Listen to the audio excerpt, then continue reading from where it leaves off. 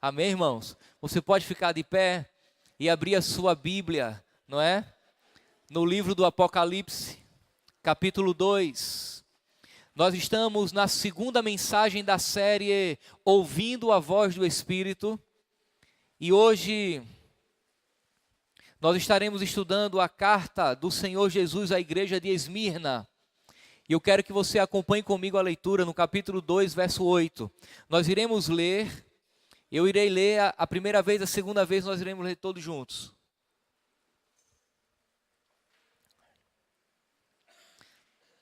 A palavra de Deus diz assim nessa noite: ao anjo da igreja em Esmirna escreve: estas coisas diz o primeiro e o último que esteve morto e tornou a viver.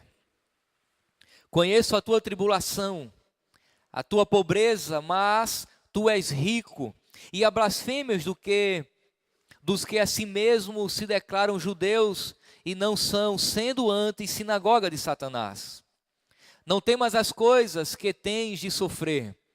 Eis que o diabo está para lançar em prisão alguns dentre vós, para serdes postos à prova, e tereis tribulação de 10 dias. Ser fiel até a morte, dar-te-ei a coroa da vida. Quem tem ouvidos, ouça o que o Espírito diz às igrejas. O vencedor de nenhum modo sofrerá o dano da segunda morte. Eu quero que você leia comigo o verso 11, todos juntos, bem forte, por favor. Vamos lá? Quem tem ouvidos, ouça o que o Espírito diz às igrejas. O vencedor de nenhum modo sofrerá o dano da segunda morte. Vamos orar ao Senhor, em seguida você pode sentar e permanecer com o texto aberto. Querido Deus, nós te louvamos nessa noite, gratos, maravilhados, ó Deus, com a glória do Senhor que se manifesta e se revela nesse lugar. Ó Deus, enche-nos da tua paz. Sê conosco, ministra os nossos corações, que possamos aprender mais de tua palavra, que o Senhor possa ministrar. Ó Deus, que o Senhor venha nos ensinar a perseverar, que venhamos confiar no Senhor e perseverar até o fim, se necessário for, mesmo em face à morte. Não permita que os sofrimentos dessa vida venham nos distanciar do Senhor, mas que possamos compreender os teus propósitos em meio às tribulações e às perseguições. Nós te louvamos, ó Deus. Dá-nos entendimento de tua palavra, em nome de Jesus. Amém e amém. Amada igreja, o livro do Apocalipse é escrito em um contexto de tribulação.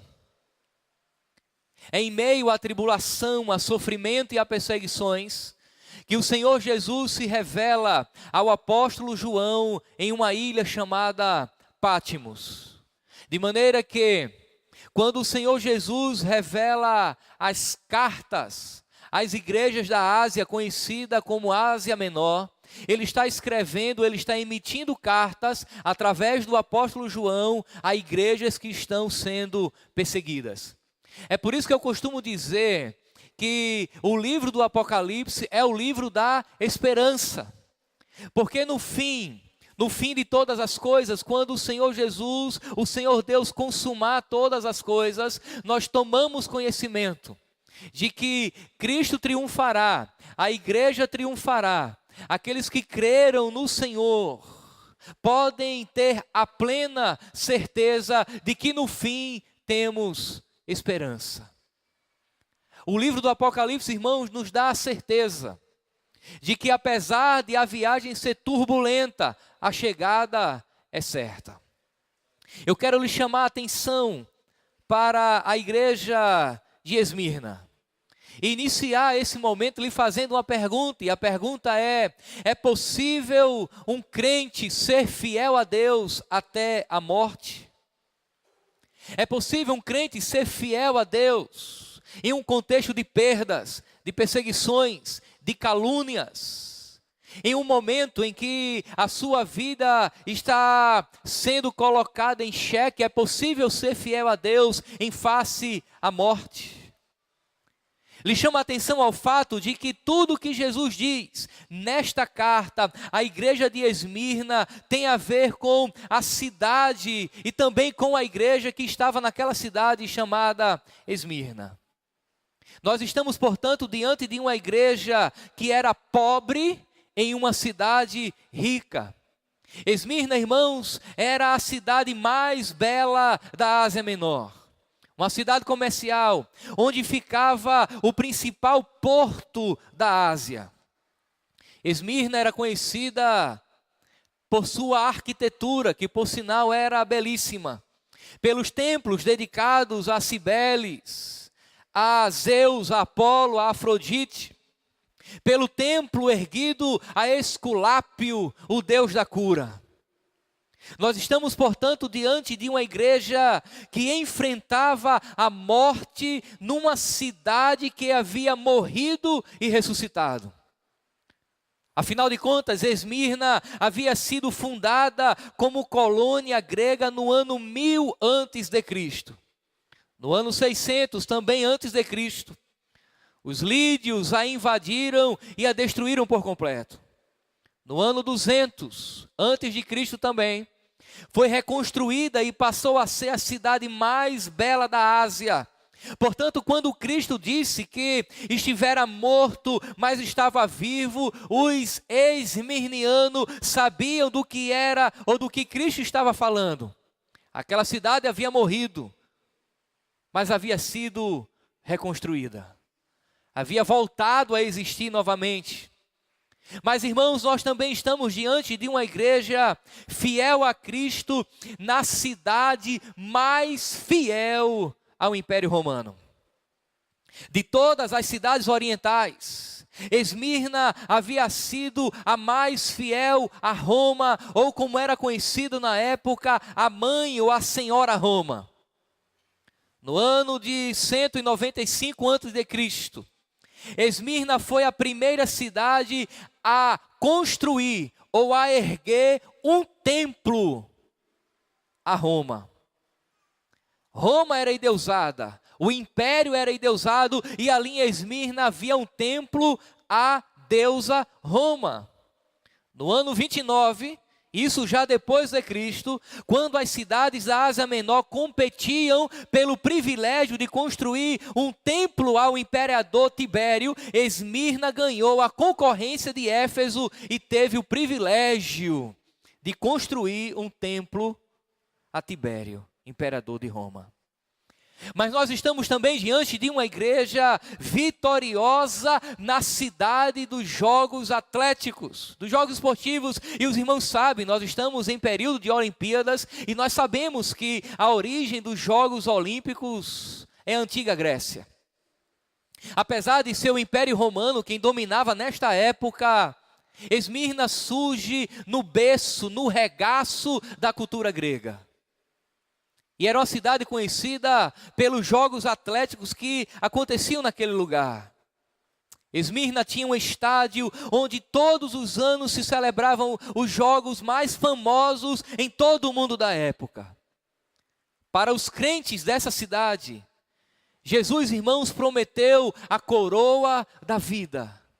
É por isso que no final ele diz: ao vencedor não sofrerá nenhum dano, ou dano da segunda morte, ou seja, ao vencedor receberá a coroa da vida. Eles entendiam o que significava isso, eles entendiam o que significava ser um vencedor. O vencedor é o que chega no final, é o que chega na frente. Você já deve ter ouvido falar alguma coisa acerca do espírito olímpico. É bem verdade que quem quer competir, quer ganhar a tão sonhada medalha de ouro é melhor. Mas a grande questão é que dentro do sentimento esportivo, em um evento como esse chamado Olimpíadas, competir também é importante. Concluir a prova, chegar no final, representar bem o seu país, mesmo que não seja digno da medalha, competir, participar daquela grande confraternização universal de atletas de todas as partes do mundo, é importante para o atleta. De maneira que para Cristo o vencedor é aquele que chega, é aquele que completa, é aquele que chega no final. Ser cristão, irmãos, em Esmirna, era correr risco de perder os bens e a própria vida. Era uma igreja pobre, caluniada e perseguida, contudo só recebe do Senhor Jesus elogios. Afinal de contas, era uma igreja fiel, mas era uma igreja marcada pela morte. Era uma igreja marcada pela perseguição, mas era uma igreja marcada por sua fidelidade a Deus. Amados irmãos, é impressionante como hoje nós encontramos cristãos que abrem mão de sua fidelidade a Deus por muito pouco. Alguns por desemprego, enfermidade e até por decepções amorosas, por status, fama, dinheiro ou sexo. Muitos abrem mão da sua fidelidade a Deus por coisas banais. E daí eu quero que você entenda nessa noite que ser fiel a Deus é mais importante. Ser fiel a Deus é mais importante que a nossa vida. Ser fiel a Deus é mais importante que as ameaças que sofremos, porque ser fiel a Deus depende da nossa vida. A perseguição pode se manifestar, irmãos, de diversas formas, mas a grande questão é se você permanecerá firme até o fim em Cristo ou não. A questão não é se nós seremos perseguidos ou não. Eu tenho uma péssima notícia para lhe dar nessa noite. A péssima notícia é que se você quiser ser fiel a Deus, se você quiser ser fiel a Cristo, você inevitavelmente será perseguido. Mas eu tenho uma boa notícia para lhe dar. As perseguições virão, e a boa notícia, irmãos, é que se nós somos fiéis em meio às perseguições, se nós somos fiéis apesar das tribulações, nós venceremos e triunfaremos com Cristo no fim. E receberemos os louros da glória que o Senhor tem preparado para nós. E não sofreremos o dano da segunda morte, que é a morte eterna e a separação eterna com Cristo. Uma pergunta cabe aqui: como ser um crente fiel em tempos de provação? Em primeiro lugar, irmãos, não tendo uma visão romantizada da vida. É entender que a vida é difícil de ser vivida. É entender, irmãos, que apesar das flores também se revelam espinhos. A igreja em Esmirna estava atravessando um momento de prova. E aqui eu quero lhe chamar a atenção a 4 coisas nesta carta que precisamos destacar se quisermos ter uma visão desromantizada da vida. Você já viu aqueles crentes que pensam que vivem no mundo como se estivesse com Alice no País das Maravilhas? Aqueles que sofrem da síndrome de Peter Pan. Eles não querem crescer, querem ser sempre criança na terra do nunca. Nós temos, irmãos, que aprender que a vida é difícil de ser vivida. Temos que perder essa visão romantizada da vida se quisermos ser fiéis a Deus. Portanto, a igreja de Esmirna sofria tribulações. Acompanhe o verso 9. Conheço a tua tribulação. A ideia de tribulação, irmãos, é a ideia de aperto, de sufoco, é a ideia de um esmagamento. De maneira que a pressão dos acontecimentos pesava sobre a igreja e as forças das circunstâncias, irmãos, procurava aplacar o desejo da igreja permanecer diante de Deus. Forçar com que aqueles irmãos abandonassem a sua fé. Os crentes em Esmirna estavam sendo atacados e mortos, lançados nas arenas, para serem devorados pelos leões, pisados pelos touros, se vir de alegria para os espectadores, muitos ali morriam. Diz a história, que de uma única vez, foram lançados do alto do Monte Pagos, 1.200 crentes. Os crentes, irmãos, estavam morrendo por causa da sua fé em Jesus. Essa era a acusação que pesava sobre os seus lombos. Vocês não são fiéis ao império, são fiéis a Cristo, portanto a sentença é a morte. Amados irmãos, Aquela igreja também era considerada uma igreja pobre, e aqui eu quero que você entenda que ser pobre não é uma maldição. Ser pobre não quer dizer que você tem demônios, que há encostos, que você tem que fazer da sua vida piruetas financeiras para sair do estado de miséria e alcançar a riqueza. Não é isso. Aquela igreja, irmãos, era uma igreja pobre, e é o apóstolo Tiago quem diz que Deus elege os pobres do mundo para serem ricos na fé. A pobreza dos crentes, irmãos, aqui na igreja de Esmirna, era consequência ou efeito colateral da tribulação. Ela vinha de algumas razões. Os crentes eram precedentes das classes pobres e muitos deles eram escravos. Eles eram saqueados e seus bens eram tomados por aqueles que os perseguiam. Os crentes de Esmirna haviam, irmãos, renunciado os métodos desonestos de ganhar dinheiro por sua fidelidade a Cristo, de maneira que começaram a ter menos lucro, abriram mão do lucro fácil, que foram transportados para as mãos dos menos escrupulosos. Eles estavam pobres porque eram fiéis a Deus. Parece contraditório com o que você tem ouvido por aí, não tem? Não é? Parece que é contraditório, porque o que se prega por aí é o slogan do pare de sofrer, e de que quem é pobre é porque Deus não ama. Mas entenda nessa noite que a prosperidade financeira não é a prova última do amor de Deus na sua vida. Jesus Cristo na cruz do Calvário é a única prova do amor de Deus na sua vida. E se Deus quiser lhe fazer prosperar, meu irmão, Ele fará. Se Deus quiser lhe dar bens, Ele dará.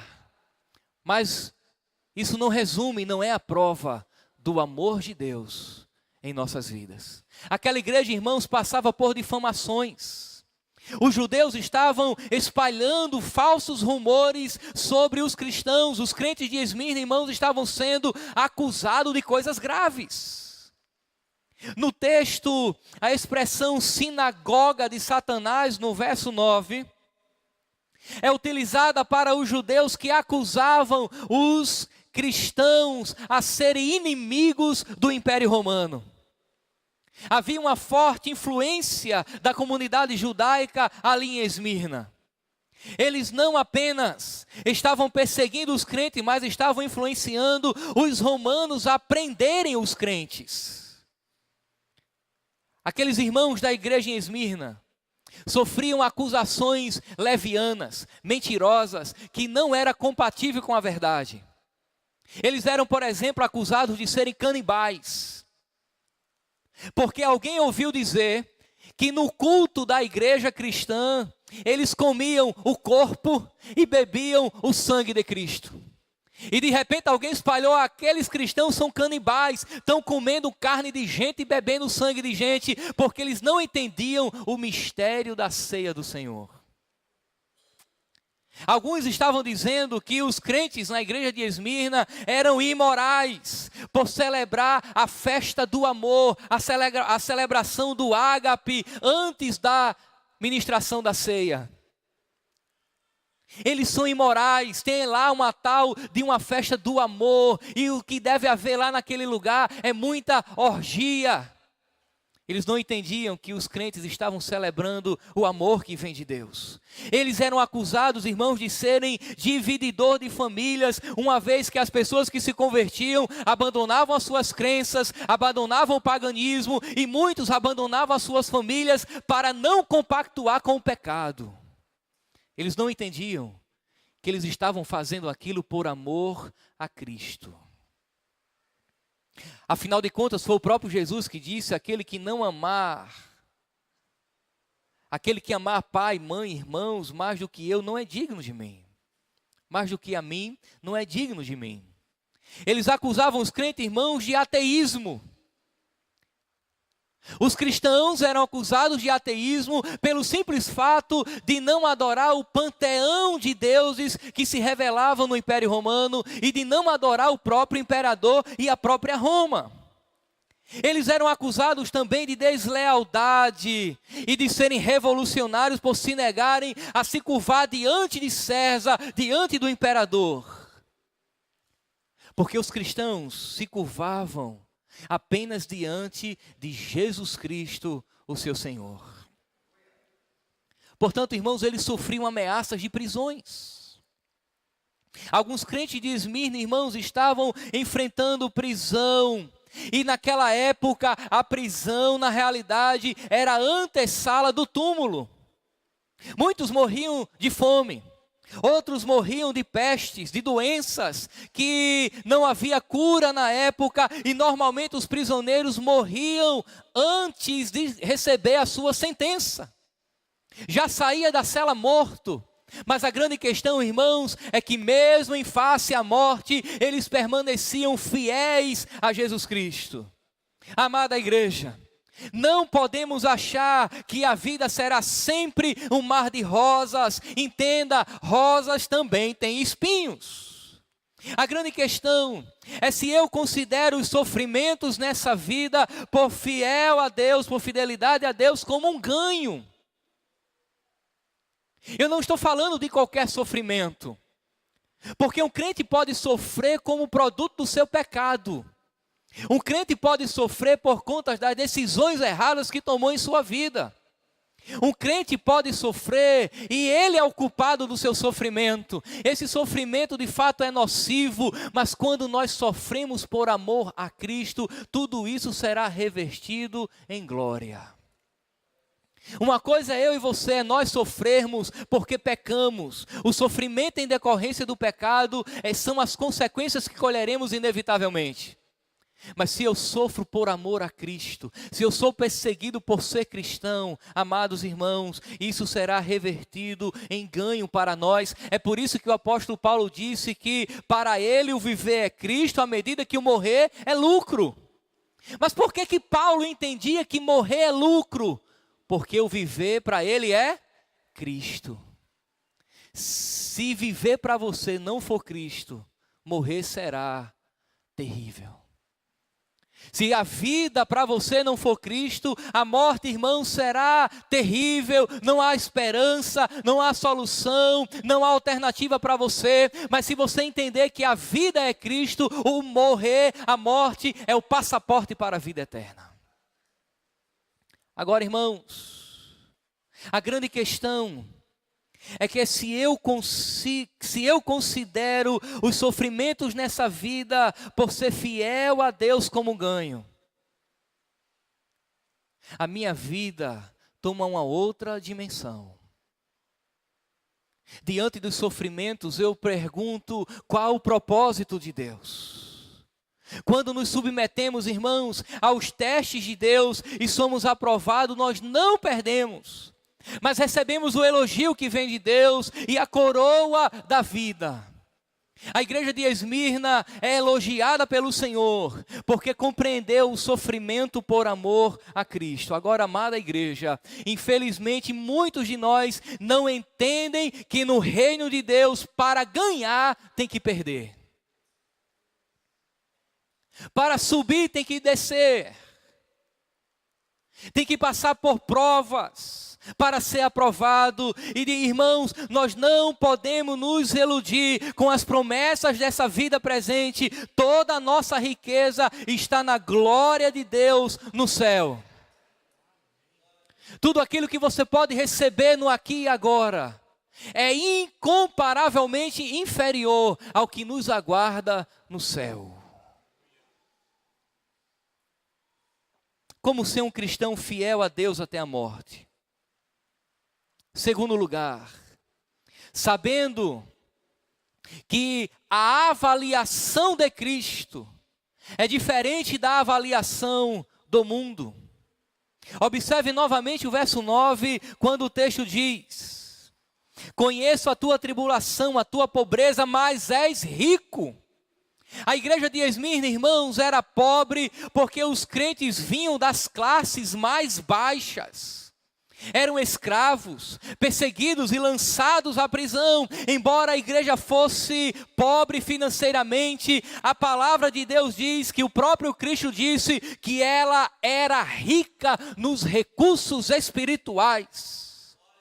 Não tinham, irmãos, tesouros na terra, mas os tinha no céu. Era pobre diante dos homens, mas rica diante de Deus. Amada igreja, a nossa riqueza não está, presta bem atenção, a nossa riqueza não está na pujança do templo, na beleza dos seus móveis, na opulência do seu orçamento, na projeção social dos seus membros. A nossa riqueza está na nossa fidelidade a Deus e a sua palavra. Essa é a riqueza da igreja. É isso que determina se seremos ou se somos pobres ou ricos. A igreja não pode ter, irmãos, um banco para sentar, mas se tiver pessoas fiéis a Deus, comprometidas com Deus, fiéis a Deus até a morte, ela é rica. A igreja de Laodiceia considerava-se rica, mas Jesus disse para ela que ela era pobre, miserável, cega e nua.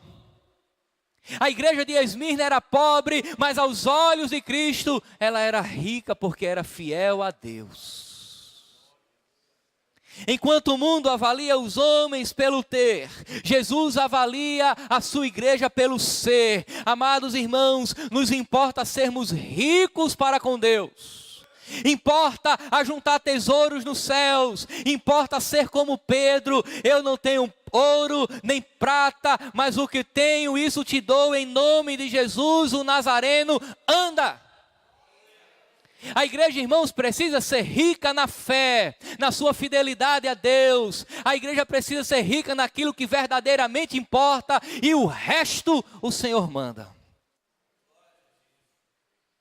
A igreja de Esmirna era pobre, mas era fiel. Era pobre, mas rica diante de Deus. Era pobre, mas possuía tudo e enriquecia a muitos. Aquela igreja era rica no seu testemunho e na sua fé.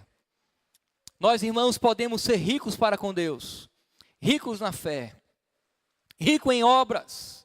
Podemos, irmãos, desfrutar das insondáveis riquezas de Deus. É melhor, irmãos, ser como a igreja de Esmirna, pobre materialmente, mas rica espiritualmente, do que como a igreja de Laodiceia, rica, mas pobre diante de Deus. A riqueza da igreja não é medida pelos bens que ela acumula. A riqueza de Deus é medida pelo próprio Cristo, pela fidelidade que ela oferta ao Senhor Jesus.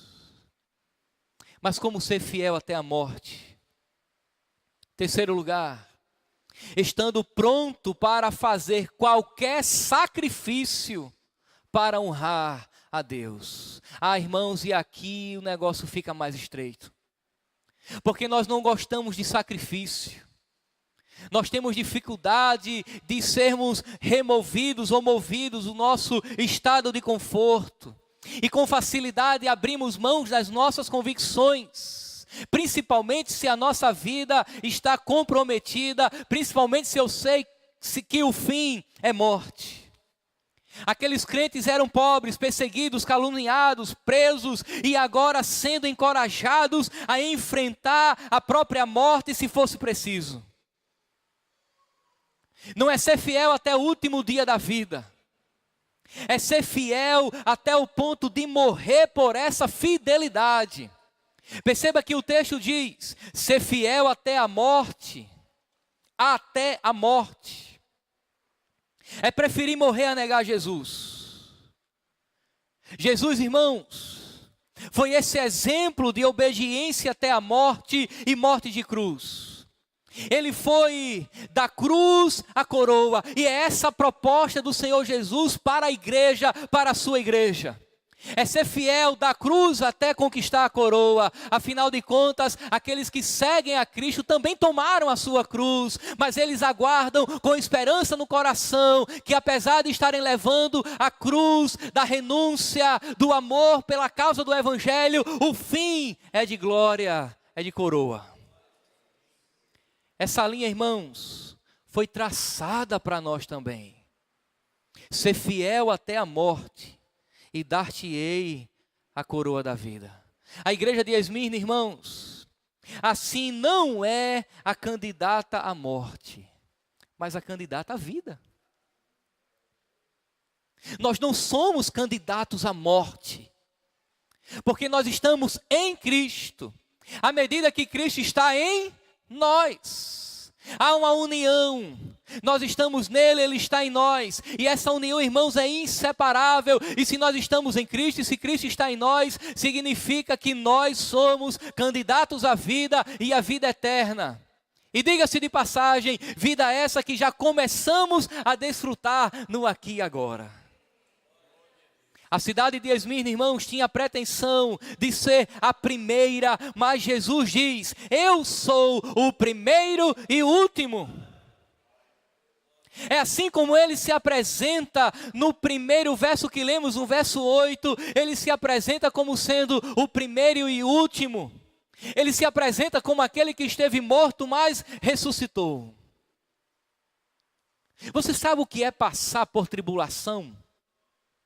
O que é estar em face da morte? Imagine você agora no corredor da morte.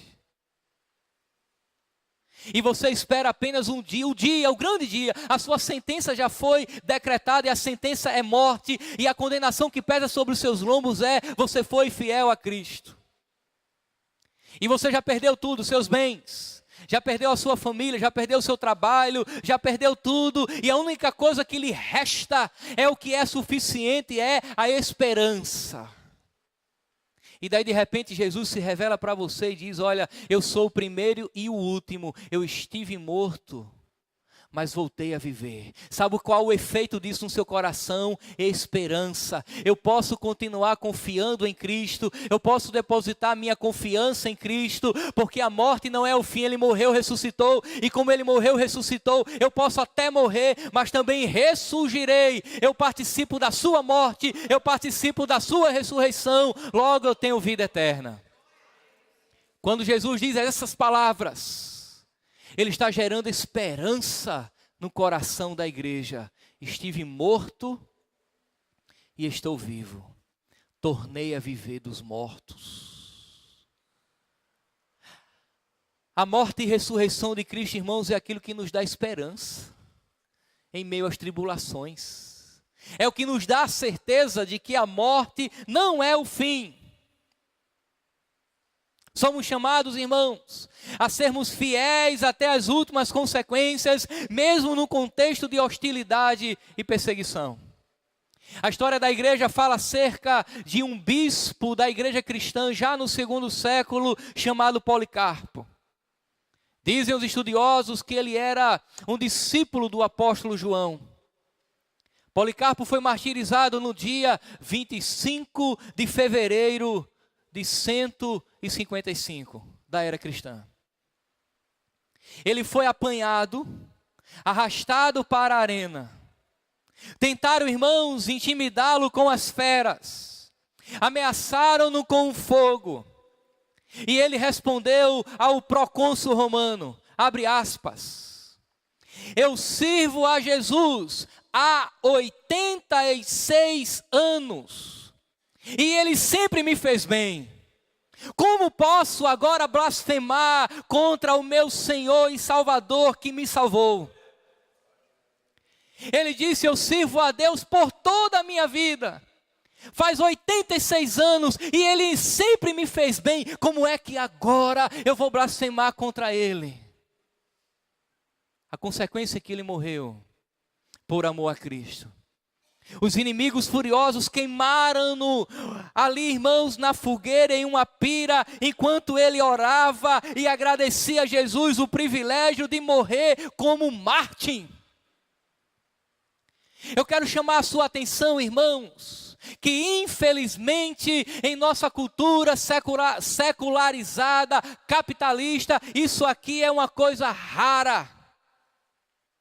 Os cristãos abrem mão da sua fidelidade a Deus por qualquer coisa. Abrem mão de sua fidelidade a Deus por um salário maior. Abrem mão de sua fidelidade a Deus por um casamento que Deus não aprova. Abrem mão de sua fidelidade a Deus por um lugar na fila. Abrem mão de sua fidelidade a Deus por um cartão do Bolsa Família. Abrem mão de sua fidelidade por coisas inimagináveis. Abrem mão de sua fidelidade a Deus para entrar no serviço público pela porta dos fundos, podendo estudar, glorificar a Deus e entrar pela porta da frente. Abre mão de sua fidelidade a Deus por status. Abre mão de sua fidelidade a Deus por qualquer coisa. E certamente essas pessoas não teriam coragem de morrer por amor a Cristo. São capazes até de vender o seu voto, de trocar por um milheiro de telha, 2 sacos de cimento, uma prótese dentária. E depois dizer que o político é corrupto, quando aquele que vende o voto é tão corrupto quanto quem comprou. Isso são formas modernas de abrirmos mãos da nossa fidelidade a Deus. Esse indivíduo nunca vai morrer por amor a Cristo, porque por menos ele abre mão. Ele nunca será ameaçado de morte, porque ele é fiel a Cristo. Amada igreja, nós temos que estranhar, não pelo fato de sermos perseguidos, mas pelo fato de não sermos perseguidos. Se a igreja não é perseguida, significa que a igreja não incomoda o mundo. Quando a igreja não é perseguida, caluniada, significa que ela e o mundo fizeram um acordo e está tudo certo, tudo em casa, está tudo ótimo, maravilha, ninguém incomoda ninguém, a gente não precisa exercer mais o profetismo da igreja, denunciar o pecado do mundo. À medida que a igreja recebe apoio do governo, verba dos políticos para construir, para pintar a igreja, e daí nós vamos negociando a verdade. Nós não podemos, irmãos, negociar aquilo que é essencial, a nossa fidelidade a Deus. Como ser um cristão fiel a Deus até a morte, sabendo que Jesus está no controle de todos os detalhes da nossa vida. Observe o verso 9 e 10. Conheço a tua tribulação, a tua pobreza. Verso 9. Verso 10. Não temas as coisas que tens de sofrer. Eis que o diabo está para lançar em prisão alguns de vós, para serdes postos à prova. E tereis tribulações de 10 dias, ser fiel até a morte, e dar-te-ei a coroa da vida. Amados irmãos, Jesus conhece quem somos e tudo o que acontece conosco. É o que o texto diz: conheço a tua tribulação. Ele sabe de todas as coisas. Ele conhece, na realidade, essa expressão eu conheço surge repetidamente a cada carta que ele escreve. Durante 7 vezes, ou por 7 vezes, Jesus diz: eu conheço, eu conheço, eu conheço, eu conheço, eu conheço, eu conheço, porque de fato ele sonda, ele tem os olhos como chama de fogo, ele é aquele que anda no meio dos candeeiros. Jesus, irmãos, controla tudo o que sobrevém à sua vida, ou à vida da igreja. Eu quero que você preste bem atenção nesse detalhe aqui, para que não haja confusões teológicas na nossa mente. Jesus, ele é soberano, ele governa sobre tudo e todos. E se ele é soberano e governa sobre tudo e todos, significa que ele é soberano sobre Satanás também.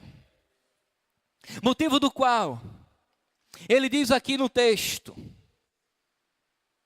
não temas as coisas que tens de sofrer.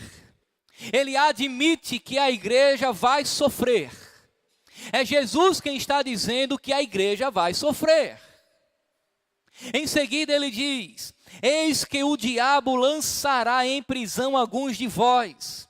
É Jesus quem está dizendo que o diabo lançará alguns irmãos na prisão.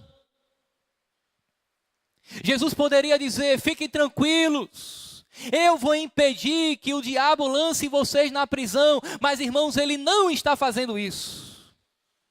Assim como não livrou Daniel da cova dos leões, assim como não livrou os amigos de Daniel da fornalha ardente.